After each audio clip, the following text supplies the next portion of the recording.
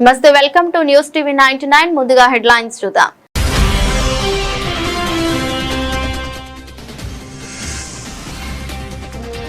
పసిగుడ్డు ముఖం చూసి కూడా దుర్మార్గులు వదలలేదు. కాలుతో తన్నడం వల్లే పాప మృతి చెందిందన్న కేటీఆర్.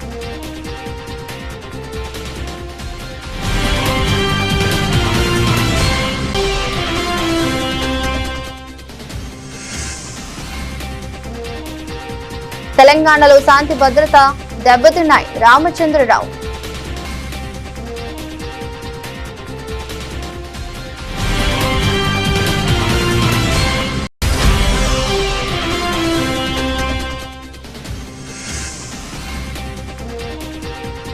సిఐ విచారణ బహిరంగంగా చేపట్టాలి. MLA Kaushik Reddy demand.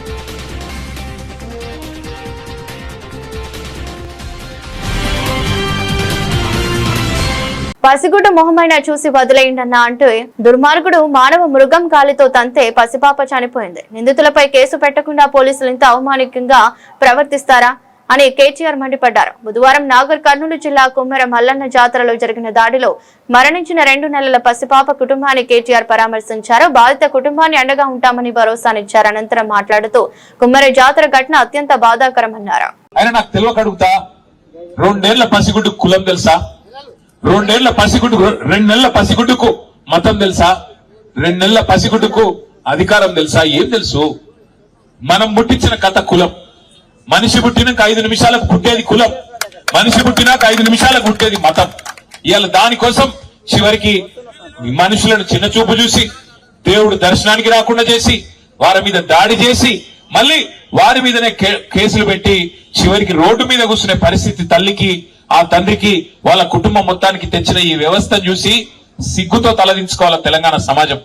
ఇవాళ నేను ఇక్కడ రాజకీయం మాట్లాడడానికో రాజకీయం చేయడానికో రాలేదు. నేను స్థానిక ఎమ్మెల్యే గారిని కూడా కోరుతా ఉన్నా, స్థానిక ఎంపీ గారిని కూడా కోరుతా ఉన్నా. హంతకుడు ఎవడైనా హంతకుడే.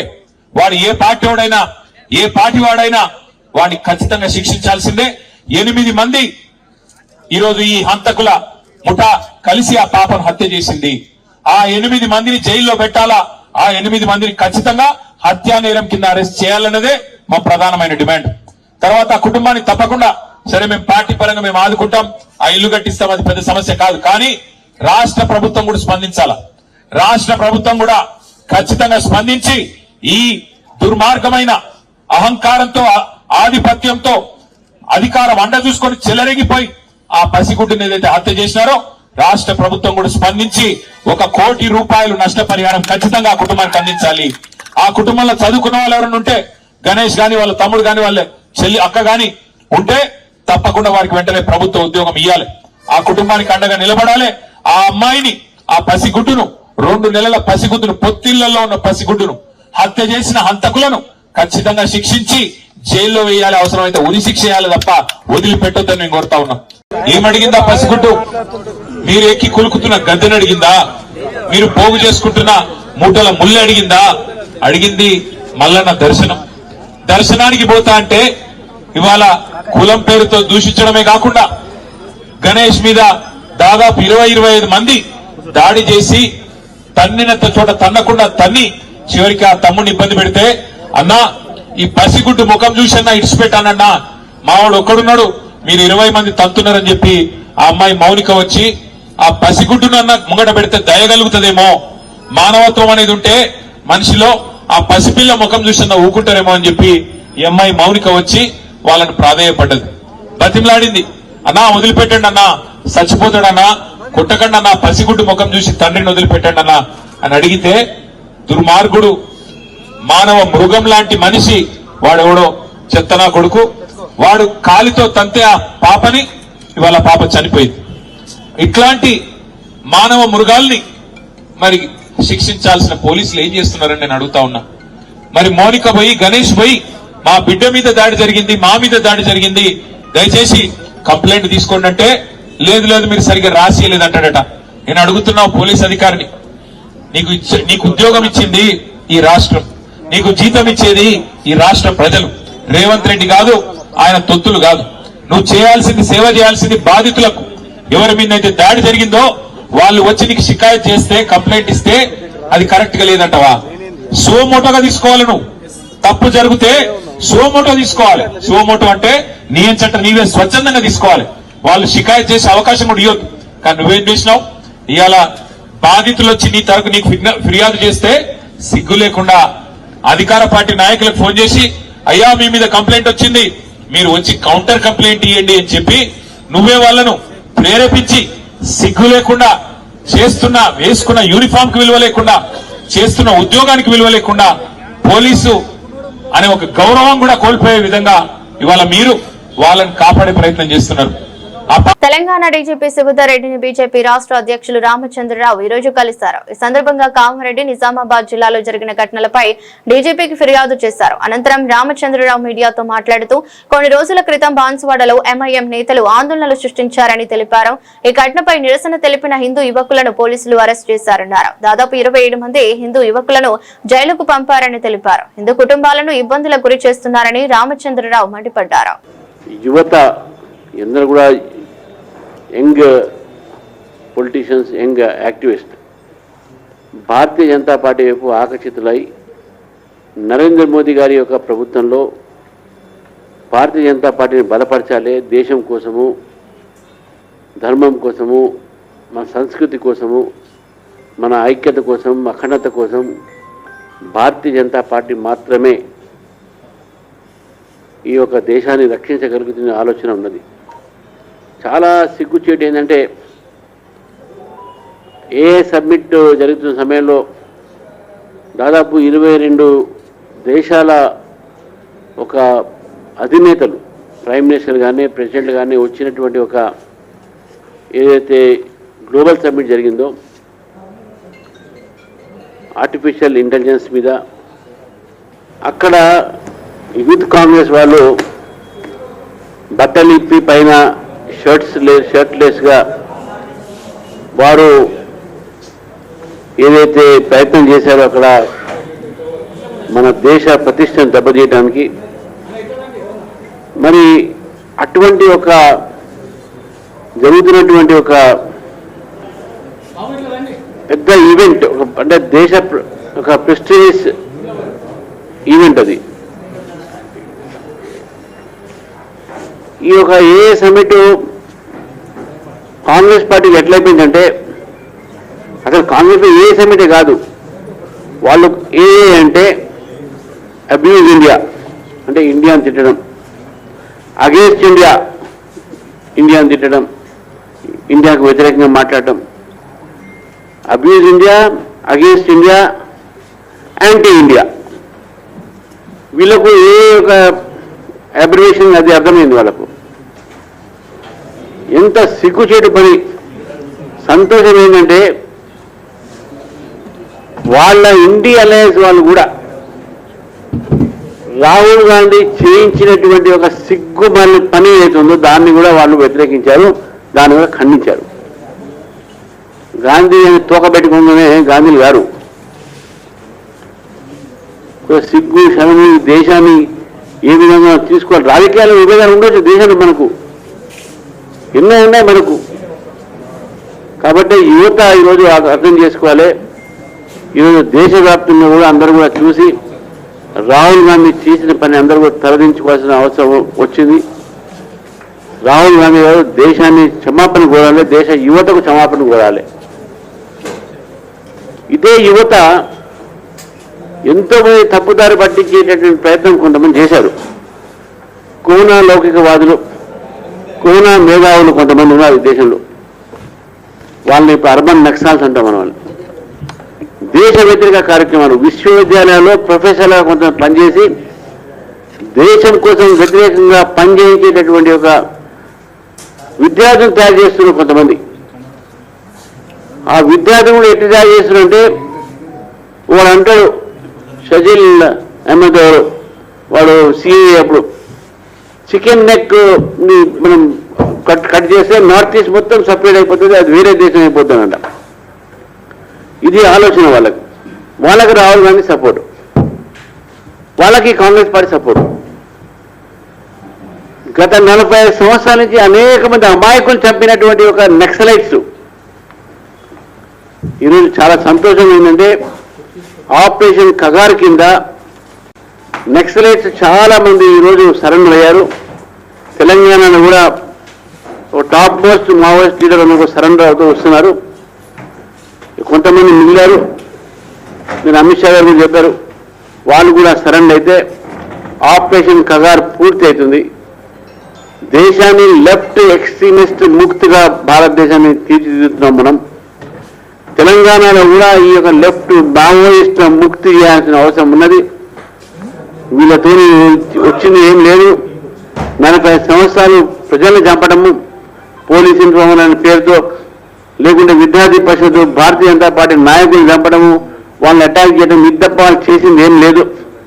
వాళ్ళ ఉద్యమం కేవలం భూస్వాములను రక్షించడానికి చేశారు కానీ ఎప్పుడు కూడా భూస్వాములకు వ్యతిరేకంగా పోరాడినటువంటి దాఖలాలు లేవు.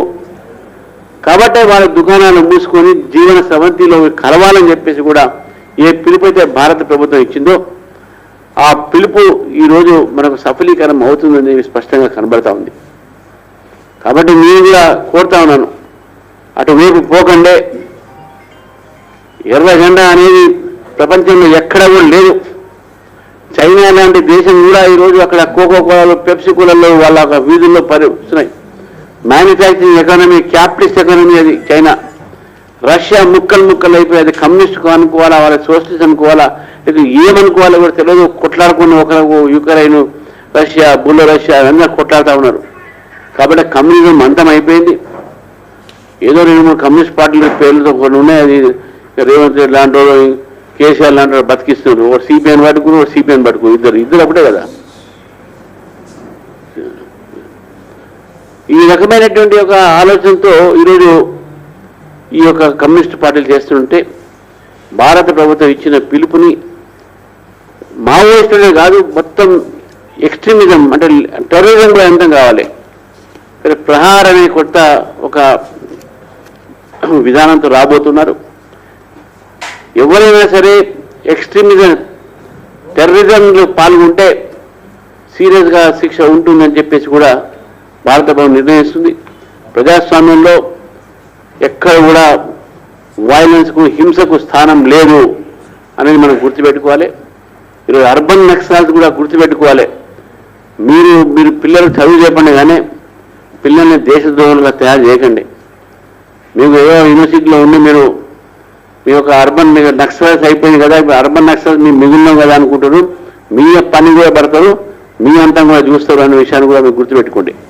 కాబట్టి ఒళ్ళు దగ్గర పెట్టుకొని విశ్వవిద్యాలయాన్ని పాడు చేయకండి, విద్యార్థులు పాడు చేయకండి. బాధితులపై విరుచుకుపడ్డ పోలీసులు, మహిళలను సైతం లెక్క చేయకుండా ఈడ్చుకెళ్లిన పోలీసుల తీరుపై బాధితులు తీవ్ర ఆగ్రహం.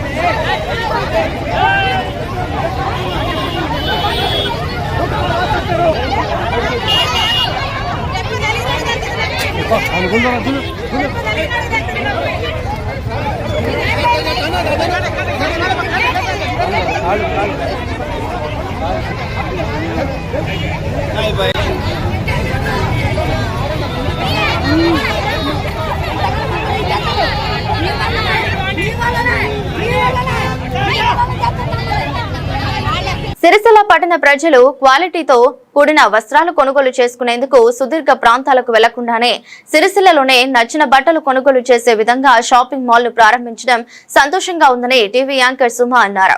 ఈ రోజు సిరిసిల్లలోని గాంధీ చౌక్ లో నూతనంగా ప్రారంభించిన బ్రాంచ్ వాసవి వస్త్రాలయ షోరూమ్ ను చైల్డ్ ఆర్టిస్ట్ బుల్లిరాజుతో కలిసి జ్యోతి ప్రజ్వలన చేసి సుమ ప్రారంభించారు. వాసవి వస్త్రాలయ షోరూమ్ లో మహిళలు పిల్లలు మెచ్చే విధంగా డిస్కౌంట్లతో కూడిన ఆఫర్లు ఉన్నాయని టీవీ యాంకర్ సుమ తెలిపారు. షోరూమ్ లోని వివిధ విభాగాలలో ఏర్పాటు చేసిన స్టాక్ ను ఆమె పరిశీలించి వాటి ధరలు ఆఫర్ల గురించి షాప్ నిర్వాహకులను అడిగి తెలుసుకున్నారు. సిరిసిల్ల పట్టణ ప్రజలు షోరూమ్ విజిట్ చేసి బట్టలను ఆఫర్లో కొనుగోలు చేసి లక్కీ డ్రాలో విజేతలుగా గెలుపొందాలని సూచించారు. కార్యక్రమంలో మున్సిపల్ చైర్పర్సన్ సింధం కళాచక్రపాణి, పట్టణ ప్రముఖులు, మహిళలు పాల్గొన్నారు.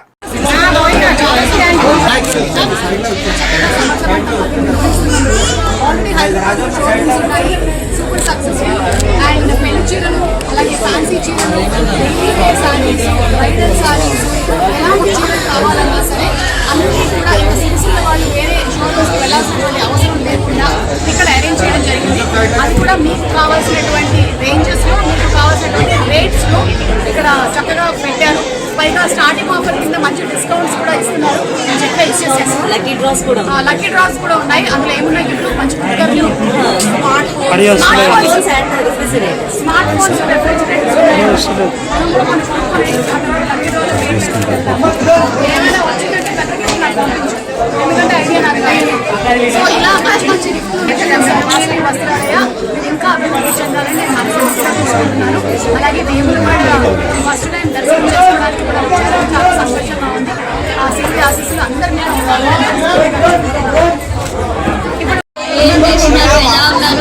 నేను రాజన్న సిరిసిల్ల రావడం, నేను ఫస్ట్ టైం ఇక్కడ నన్ను ఇంత బాగా లవ్ చేసిన ప్రజలందరికీ నా ధన్యవాదాలు. అలాగే ఇక్కడ ఈ షాప్లో శారీస్ చాలా అంటే చాలా బాగున్నాయి. ఇంకా అంటే normal daily wear saris and silk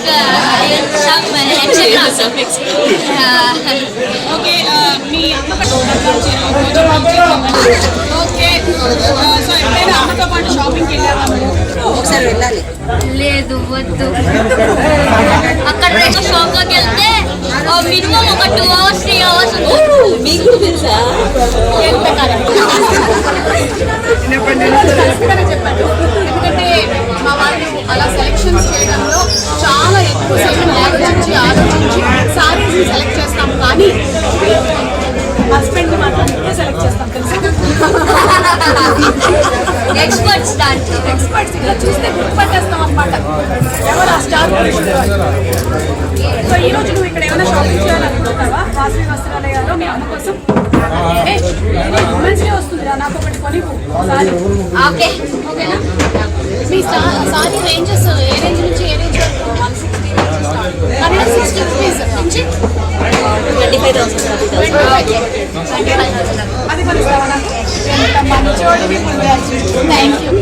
సుమకి 25,000 రూపాయల చీర కొనిచ్చిన బుల్రాజు అని తమ్ముళ్ళు పెట్టుకోరా? కరీంనగర్ సిపిపై తప్పుడు ఆరోపణలు చేశానని పేర్కొంటూ వేసిన సిఐడి విచారణను బహిరంగంగా నిర్వహించాలని హుజూరాబాద్ ఎమ్మెల్యే కౌశిక్ రెడ్డి డిమాండ్ చేశారు. తనపై ఆరోపణలు చేసిన వ్యక్తులను వారి వారి కార్యాలయాల్లో కాకుండా బహిరంగంగానే విచారణ చేపట్టాలని కోరారు. తెలంగాణ భవన్ లో మాజీ మంత్రి గంగుల కమలాకర్ తో కలిసి నిర్వహించిన మీడియా సమావేశంలో మాట్లాడారు.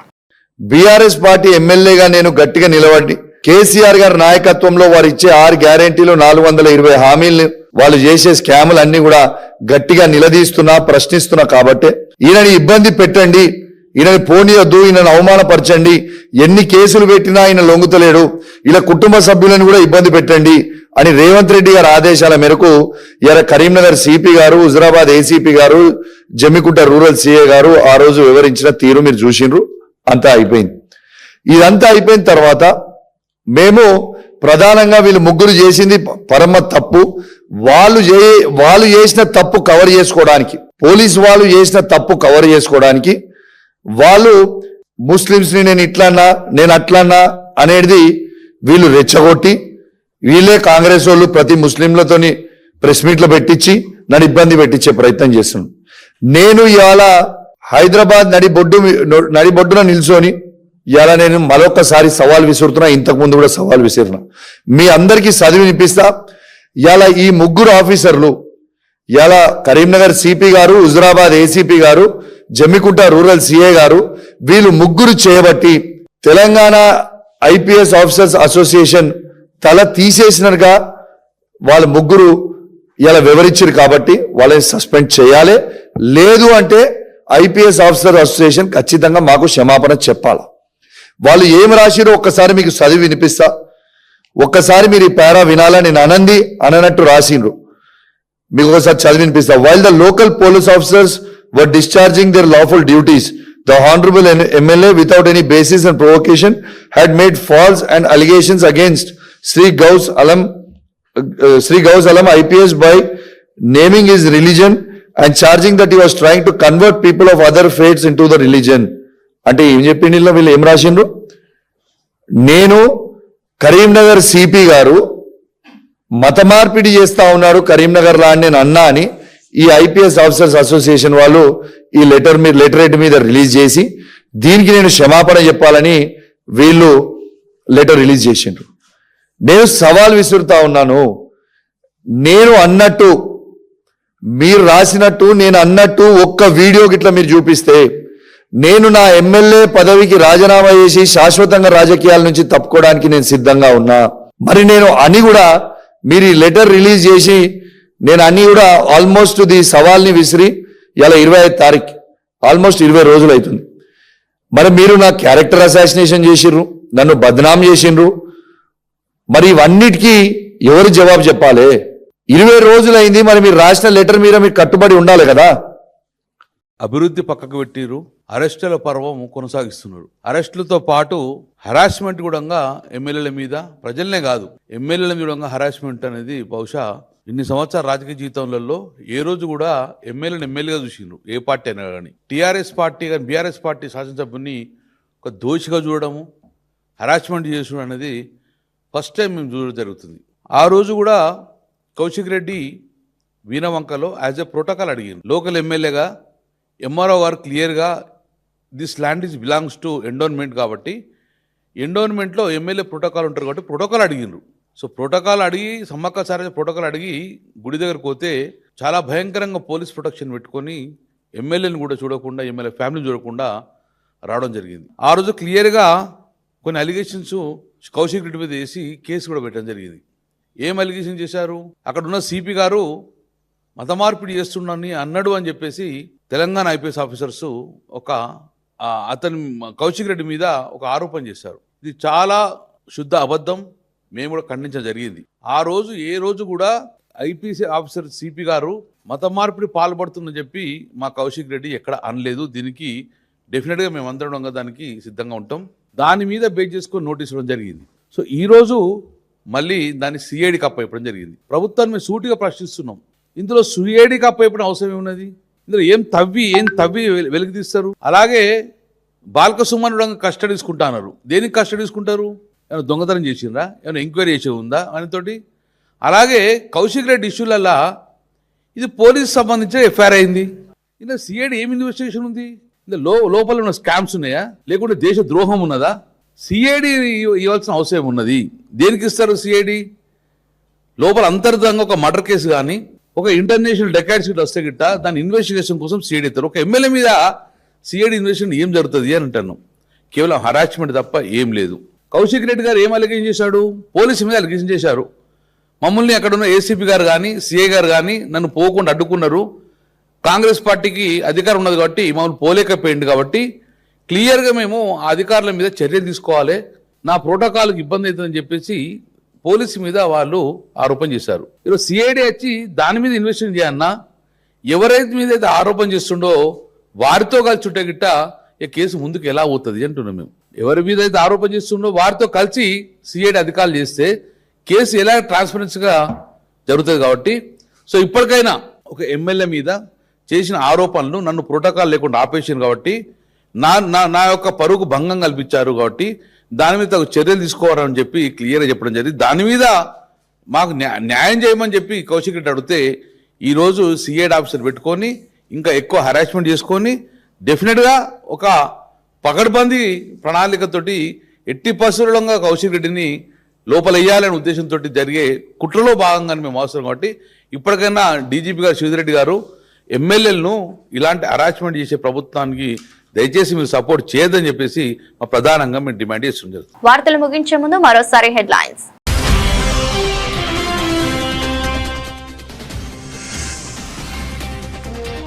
పసిగుడ్డు ముఖం చూసి కూడా దుర్మార్గులు వదలలేదు. కాలుతో తన్నడం వల్లే పాప మృతి చెందిందన్న కేటీఆర్.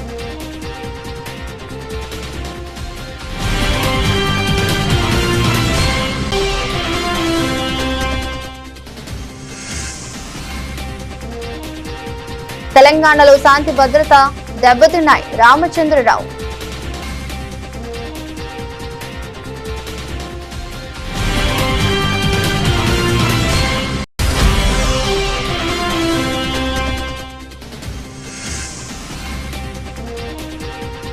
సిఐ విచారణ బహిరంగంగా చేపట్టాలి. MLA Kaushik Reddy demand.